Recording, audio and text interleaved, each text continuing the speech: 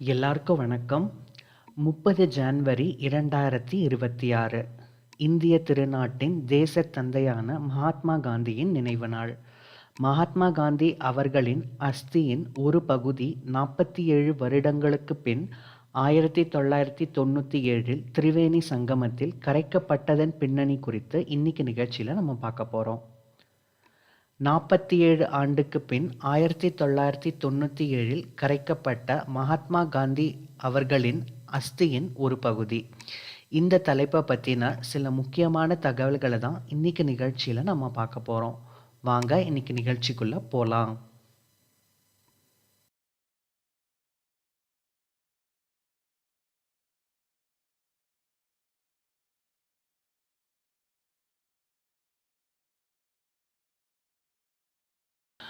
சுதந்திரப் போராட்டத்தின் முக்கிய காரணகர்த்தாவாக கருதப்படும் மகாத்மா காந்தி அவர்கள் ஜனவரி 30, 1948 அன்று சுட்டுக் கொல்லப்பட்டார். புதுடெல்லியில் இவர் ஹிந்துத்துவவாதியான நாதுராம் கோட்சேவின் துப்பாக்கி குண்டுக்கு பலியானார். ஆனால் மகாத்மா காந்தி அவர்களின் அஸ்தியின் ஒரு பகுதி 47 ஆண்டுகளுக்கு பிறகுதான் பிரயாக்ராஜின் திரிவேணி சங்கமத்தில் கரைக்கப்பட்டது. கோட்சேவால் பலியான காந்தியடிகளின் இறுதி சடங்குகள் டெல்லியில் முழு அரசு மரியாதையுடன் நடத்தப்பட்டன. பின்னர் அவரது சாம்பல் கரைக்கப்பட்டது.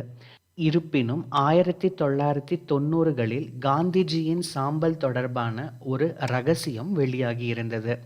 அது அனைவரையும் அதிர்ச்சிக்கு உள்ளாக்கியது.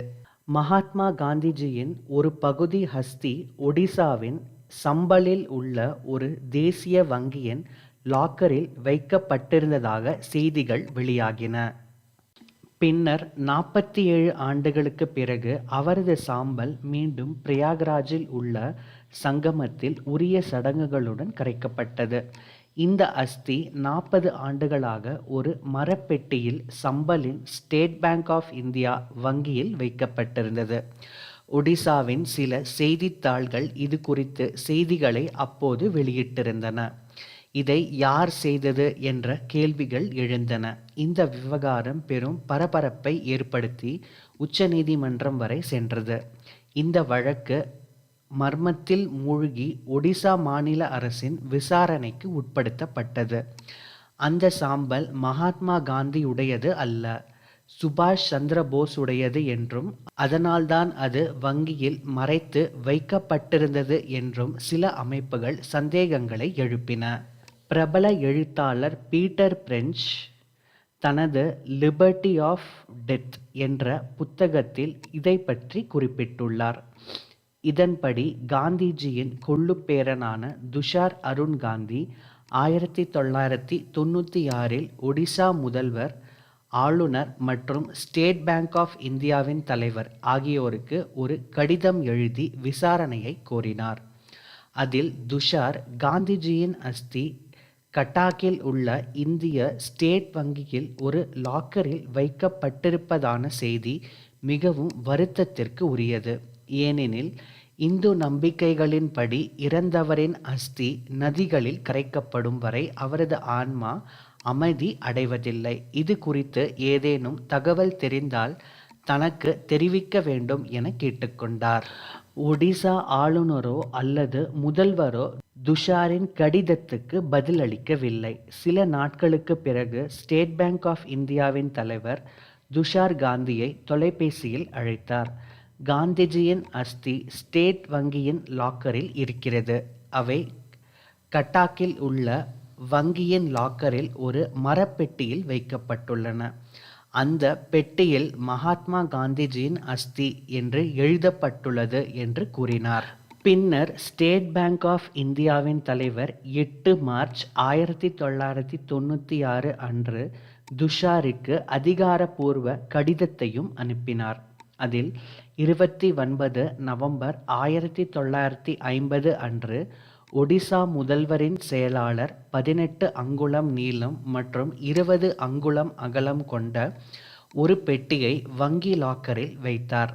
அதற்கு ஈடாக வங்கி அவருக்கு 29 நவம்பர் 1950 அன்று 30/21 என்ற பாதுகாப்பு வைப்பு ரசீதை வழங்கியது.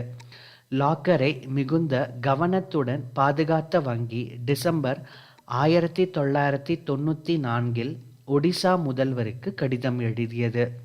அதில் லாக்கரை திரும்ப பெறுமாறு கோரியது.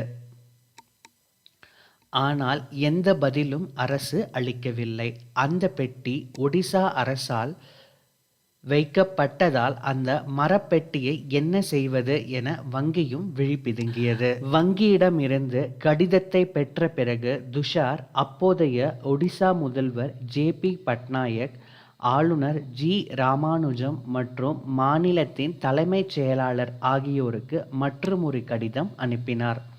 அதில் காந்திஜியின் அஸ்தியை பெற்று இந்து மத முறைப்படி அவரது இறுதி சடங்குகளை செய்ய உதவுமாறு கோரினார்.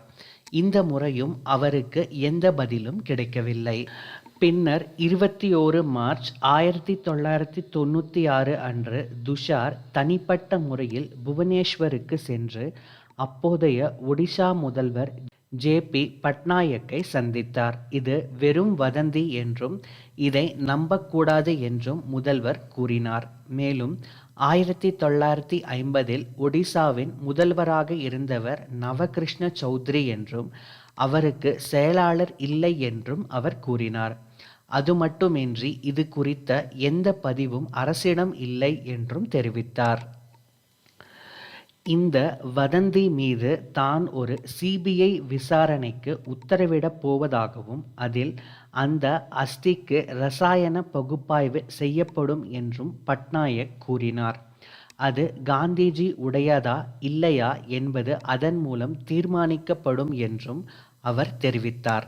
மேலும் வங்கியே தவறான அறிக்கைகளை வெளியிடுவதாக குற்றம் சாட்டியிருந்தார். இதற்கு பின் 1996 ஆண்டு மார்ச் 23 ஒடிசா அரசாங்கத்தின் செயலாளர் புவனேஸ்வரில் உள்ள ஸ்டேட் பேங்க் ஆஃப் இந்தியாவின் பொது மேலாளருக்கு ஒரு கடிதம் எழுதினார்.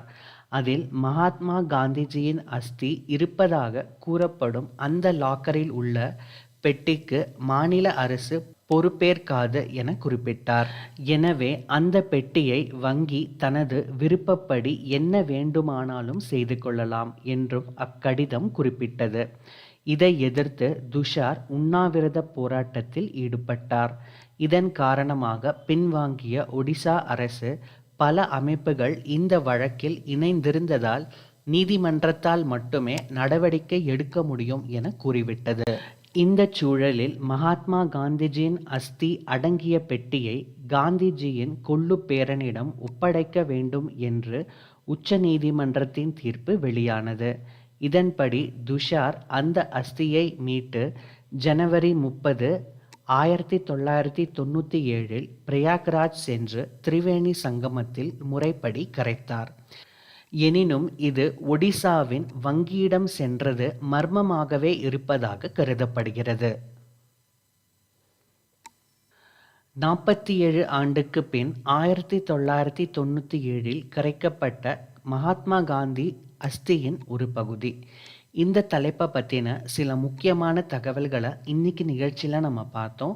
இது உங்களுக்கு பயனுள்ளதாக இருக்கும் அப்படின்னு நாங்கள் நம்புகிறோம். இந்த காணொளியை உங்கள் உற்றார், உறவினர்கள், நண்பர்கள் எல்லாருக்கும் பகிர்ந்துக்கோங்க. என்னோட சேனலை சப்ஸ்கிரைபும் பண்ணுங்கள். மீண்டும் அடுத்த நிகழ்ச்சியில் சந்திக்கலாம். நன்றி, வணக்கம்.